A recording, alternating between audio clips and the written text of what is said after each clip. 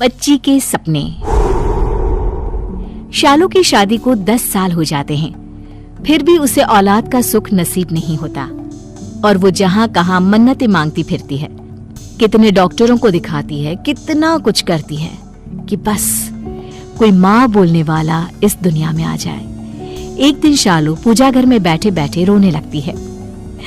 भगवान, मुझे ये ख्वाहिश नहीं कि मुझे बेटा ही हो, बस एक औलाद दे दे ताकि कोई मुझे बांझ ना बुलाए। इतने में ही राहुल वहाँ आ जाता है और शालू से कहता है, अरे भाग्यवान, ऐसा क्यों सोचती हो? हमारे आंगन में भी जल्द ही किलहारी गूंजेगी।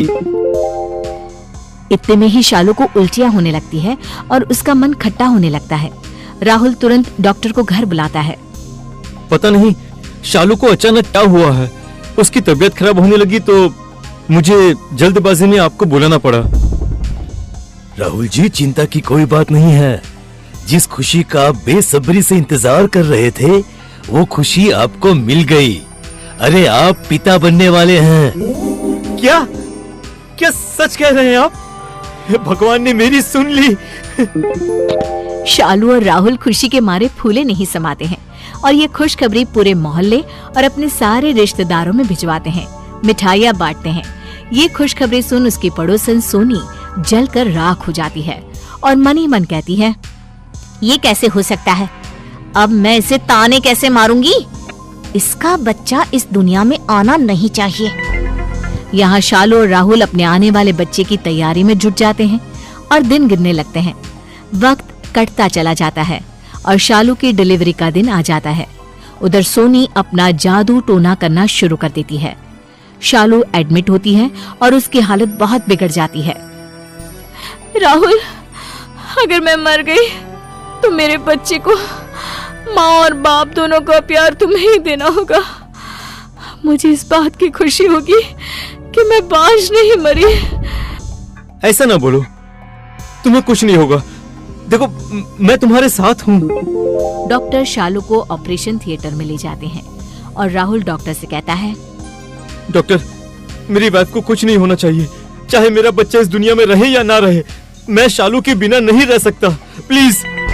देखिए, मैं अपनी पूरी कोशिश करूंगा माँ और बच्चे दोनों को बचाने की। डिलीवरी के समय सोनी का काला जादू काम कर जाता है और शालू का बच्चा मर जाता है। राहुल इस बात को छुपा लेता है और तुरंत बगल के अनाथ आश्रम से एक बच्ची गोद लाकर शालू के पास लाकर रख देता है।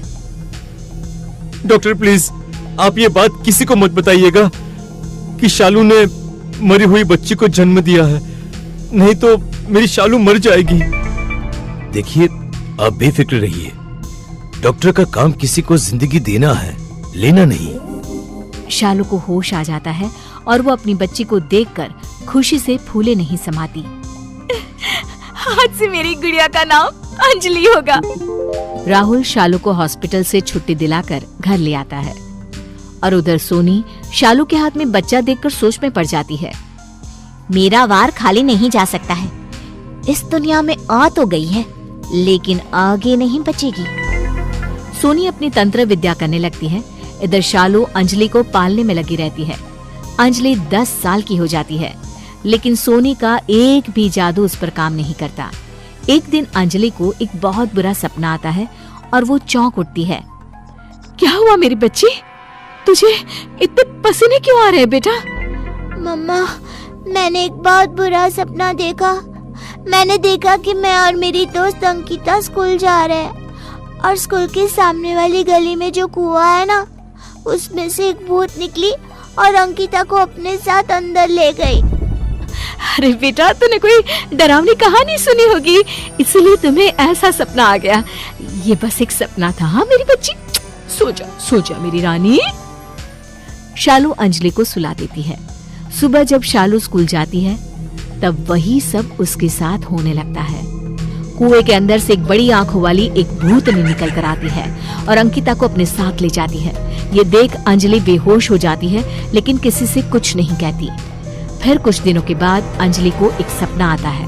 वो देखता है कि बगल का एक बच्चा उसी कुएं के पास खड़ा है और भूतनी उसे अंदर ले जा रही है। फिर वही सब होता है। लेकिन अंजलि चुप रह जाती है। अंजलि को यूं ही सपने आते रहते हैं। ये बात मैं किससे कहूँ? मेरी बात तो कोई मानेगा नहीं, लेकिन मुझे कुछ न कुछ तो करना होगा, नहीं तो ये भूतनी कितने लोगों को खा जाएगी। अंजलि अपने आप में गुम रहने लगती है। अंजलि को ऐसा देख शालू राहुल से कहती है, पता नहीं हमारी बच्ची को क्या हो गया है, किसकी नजर लग गई है मेरी गुड़िया को, मुरझा सी गई है। अरे बाबा, तुम ज्यादा सोचती हो। बेटी अब बड़ी हो रही है, पढ़ाई की कुछ टेंशन होगी। हाँ, तुम ठीक कहते हो। कुछ दिनों बाद अंजलि को फिर एक सपना आता है और वो देखती है कि राहुल के पीछे एक काला साया है जो उसका पीछा कर रही है। साये को देखकर राहुल भागने लगता है और वो साया राहुल को भगाते भगाते उसी कुएं के पास ले जाती है जहां अंकिता गई थी। साया राहुल को कुएं में गिरा देती है। अंजलि चौंक कर उठ जाती है और राहुल के पास जाकर उसे सब कुछ बता देती है।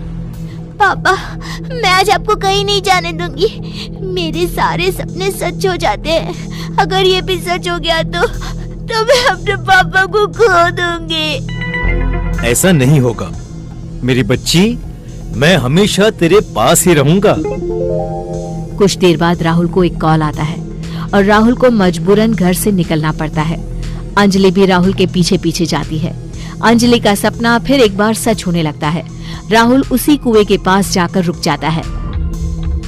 मैं अपने पापा को कुछ नहीं होने दूंगी। पापा रुक जाइए, आगे खतरा है पापा। राहुल अंजलि की बात सुनकर रुक जाता है। भूतनी कुएं से निकलकर बाहर आ जाती है और बड़ी बड़ी आंखें दिखाने लगती है। तू नहीं बचा पाएगी इसे मरना ही होगा। उधर सोनी भी अंजलि को मारने के लिए उसका पीछा करती है और भूतनी को देख उसके मुंह से निकल जाता है, तुम्हें तो मैंने ही मारा था। तुमने मेरी बच्ची को मुझसे चुरा लिया, मुझे इस कुएं में गिरवा दिया। मैं वापस आई हूँ बदला लेने, अब तो नहीं बचेगी। बता मेरे बेटा कहाँ है? भूतनी कुएं से बाहर आकर सोनी का गला दबा देती है। बताती हूँ, पहले मुझे छोड़ दो। तेरी बेटी को बगल के अनाथ आश्रम में छोड़ आई थी मैं, उसके बाद वो कहाँ गई मुझे नहीं पता। क्या? अरे अंजलि को तो मैं वहीं से लाया था। कहीं अंजलि तुम्हारी बेटी तो नहीं? मेरी बेटी के हाथों में एक निशान था। भूतनी अंजलि का हाथ देखती है और उसके हाथ पर भी वही निशान है जो निशान भूतनी के हाथ पर है। तो मेरी बेटी है, मैं ही तेरी माँ हूँ। अच्छा, तो ये तेरी बेटी है, तभी मेरा कोई टोटका इस पर काम नहीं कर रहा था। माँ की तरह बेटी भी मोटी चमड़ी की है। सोनी अंजलि का गला दबाने लगती है। तभी भूतनी खूंखार बन सोनी का पेट फाड़ देती है और उसे कुएं में फेंक देती है। अंजलि रोने लगती है। मम्मा, आपने मुझे एक बार फिर नई जिंदगी दी है। मैं आपको इस तरह नहीं देख सकती हूँ। आप अब भगवान के पास चले जाइए। अंजलि रो रो कर भूतनी के गले लग जाती है और भूतनी मुक्त हो जाती है। राहुल उस कुएं को बंद करवा देता है।